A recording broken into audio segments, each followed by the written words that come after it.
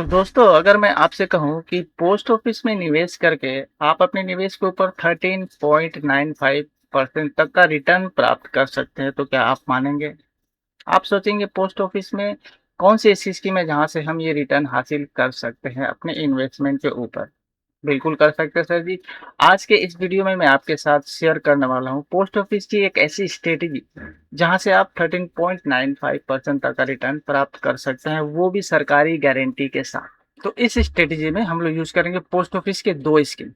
एक तो है पोस्ट ऑफिस का टाइम डिपॉजिट यानी कि फिक्स्ड डिपॉजिट और दूसरा स्कीम मैं आगे आपके साथ रिवील करूँगा।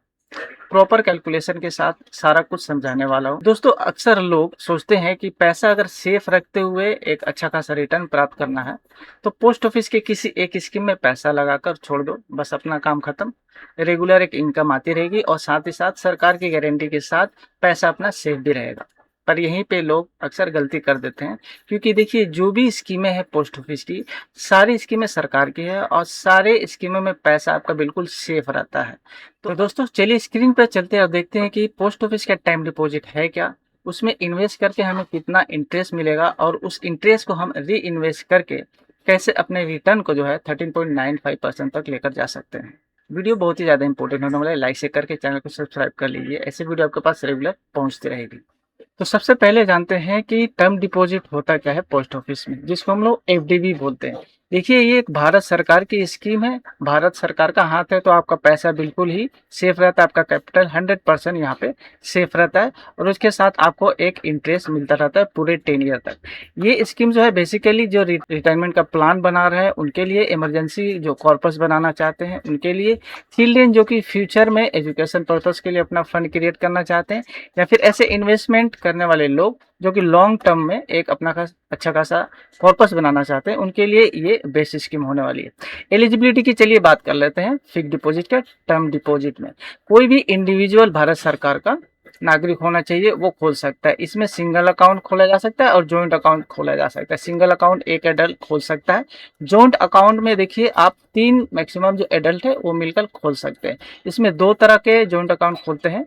पहला होता है कि मान लीजिए आपने जॉइंट अकाउंट खोला 2-3 पर्सन मिलकर, उसमें आप चाहें तो जितने भी डिपॉजिटर है सबको जो है ऑपरेटर बना सकते हैं, यानी कि सभी जो है वो ऑपरेट कर सकते हैं, या फिर आप चाहें तो किसी एक को ऑपरेट करने का राइट दिया जा सकता है, यानी कि कोई एक जो डिपॉजिटर है वो जो है ऑपरेट कर सकता है। गार्जियन माइनर का अकाउंट खोल सकते हैं अपने गार्जियन को ऐड करके, और जो माइनर 10 साल का उम्र हो गया जिनका, वो अपना अकाउंट खोल सकते हैं। देखिए यहाँ पे कोई नंबर ऑफ अकाउंट पे लिमिटेशन नहीं है, आप जितना भी चाहे अकाउंट खोल सकते हैं, जॉइंट अकाउंट या फिर सिंगल इंडिविजुअल अकाउंट। अब ये अकाउंट आप कैसे खोल सकते हैं? आप ई बैंकिंग के थ्रू भी खोल सकते हैं और मोबाइल बैंकिंग फैसिलिटी भी है जहां से आप ये पोस्ट ऑफिस का टर्म डिपॉजिट खोल सकते हैं। करंट इंटरेस्ट रेट की बात कर लिया है, चलिए यहाँ पे देखिए पोस्ट ऑफिस में जो टाइम डिपॉजिट है वो 1 साल के लिए आप खोल सकते हैं, 2 साल के लिए खोल सकते हैं, 3 साल के लिए खोल सकते हैं और 5 सालों के लिए खोल सकते हैं। ये 4 ऑप्शन होता है। 1 साल के लिए खोलेंगे तो आपको 6.9% का इंटरेस्ट मिलता है। 2 सालों के लिए टीडी में आपको 7% का इंटरेस्ट मिलता है। 3 साल में आपका 7.1% का इंटरेस्ट मिलता है। अगर आप 5 साल के लिए खोलते हैं तो आपको 7.5% का इंटरेस्ट मिलता है मैक्सिमम। अब डिपॉजिट की चलिए बात कर लेते हैं। यहाँ पे देखिए मिनिमम आप 1000 से अकाउंट खोल सकते हैं और आपको मैक्सिमम का कोई यहाँ पे लिमिट नहीं है, आप मैक्सिमम जितना चाहे उतना से अकाउंट खोल सकते हैं। इंटरेस्ट इसमें जो है वो कंपाउंडेड होता है क्वार्टरली, यानी कि हर एक क्वार्टर में इंटरेस्ट कंपाउंड हो जाता है और आपका पेबल जो पे आउट होता है वो एनुअली होता है। अब एनुअल इंटरेस्ट आपको जो क्रेडिट होता है, आपका जो पोस्ट ऑफिस का सेविंग अकाउंट है ना, उसमें क्रेडिट हो जाता है। अगर आप चाहते हैं अपने बैंक अकाउंट में पैसा लेने का, जो भी आपका इंटरेस्ट है, तो आपको अगर स्टैंडिंग इंस्ट्रक्शन देते हैं ईसीएस वगैरह कराने का, तो आपके डायरेक्ट अकाउंट में भी पैसा आ जाया करेगा। अब इस इन्वेस्टमेंट में 5 साल वाला जो इन्वेस्टमेंट है टीडी अकाउंट, उसमें आपको सेक्शन 80C जो इनकम टैक्स एक्ट का जो 80C में जो छूट मिलती है वो आपका मिल जाता है।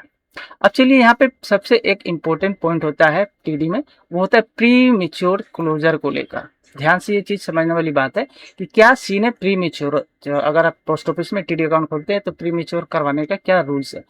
प्री मेच्योर कराने का रूल्स में सबसे पहला आप याद रखिए कि आप 6 महीना से पहले कोई भी जो है आप पोस्ट ऑफिस का टीडी अकाउंट मैच्योर नहीं कर सकते, क्लोज नहीं कर सकते, ठीक है। तो 6 महीना तक तो आप क्लोज नहीं कर सकते, क्लोज कर सकते तो 6 महीना के बाद। अब मान लीजिए कि आपने 1 साल वाला, 2 साल वाला या 3 साल वाला कोई भी टीडी अकाउंट खोला है और 6 महीना के बाद और 1 साल से पहले, यानी कि 6 महीना से लेकर 1 साल के अंदर में अगर आप उसे बंद करवाते हैं, क्लोज करवाते हैं, तो आपको उसमें जो है पोस्ट ऑफिस का सेविंग जो अकाउंट है उसका इंटरेस्ट मिलेगा, यानी कि 4% का है पोस्ट ऑफिस का सेविंग अकाउंट का इंटरेस्ट, तो आपको सिर्फ 4% का ही इंटरेस्ट उसमें मिलेगा। ये तो हो गया 1 साल, 2 साल और 3 साल वाला, 6 महीना से लेकर 1 साल। अगर वही 2 साल का आप टीडी अकाउंट खोले हैं तो 1 साल से लेकर मेच्योरिटी तक अगर आप तोड़वाते हैं यानी क्लोज करवाते हैं, तो उस केस में क्या होगा, 1 साल का जो इंटरेस्ट रेट है उसमें से 2% कम करके आपका जो है इंटरेस्ट उसमें से काट लिया जाएगा। कहने का मतलब जो भी आपका इंटरेस्ट रेट होगा उसमें से 2% कम दे दिया जाएगा। 1 साल का इंटरेस्ट रेट कितना है सर जी, 6.9%, तो उसमें 2% काट लिया जाएगा, यानी कि आपका 6 में से 2 हटा दिया जाएगा, 4.9% का इंटरेस्ट आपको इसमें मिलेगा, ठीक है। अब उसके बाद का जो पीरियड रहेगा जो कि 1 साल के कम का होगा, उस पर आपको पोस्ट ऑफिस का जो सेविंग अकाउंट है यानी 4% वही आपको मिलेगा।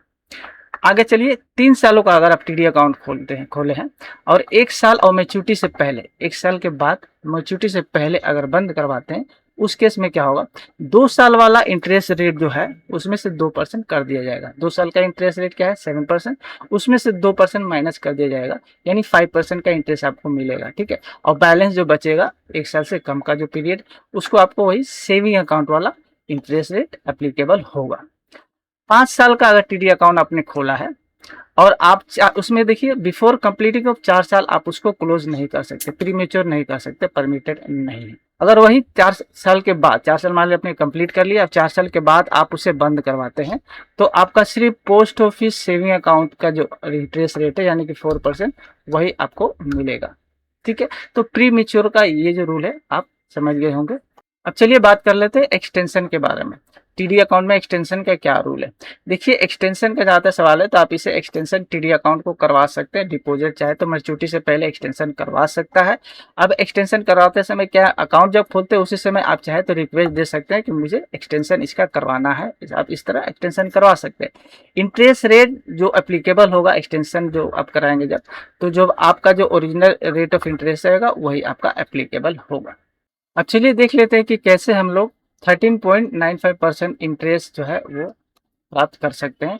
तो हम जो स्ट्रेटेजी यूज़ कर रहे हैं उसमें हम लोग यूज़ कर रहे हैं, पहला तो स्कीम है आपका पोस्ट ऑफिस का टाइम डिपॉजिट, जिसके बारे में हम लोग जाना। दूसरा स्कीम जिसको हम लोग यूज़ करेंगे वो है पोस्ट ऑफिस का ही पीपीएफ अकाउंट। देखिए, दोनों अकाउंट ही सरकार की है, सरकार का बैकअप है, तो आपका कैपिटल जो है बिल्कुल 100% सेफ रहेगा।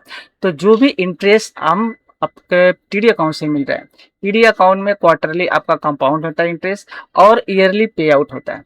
तो जो भी ईयरली पे आउट इंटरेस्ट होता है, हम लोग क्या करेंगे कि ईयरली जो भी आपका पे आउट होता है वहां से आप अपने इंटरेस्ट को निकालकर पीपीएफ अकाउंट में डालना है।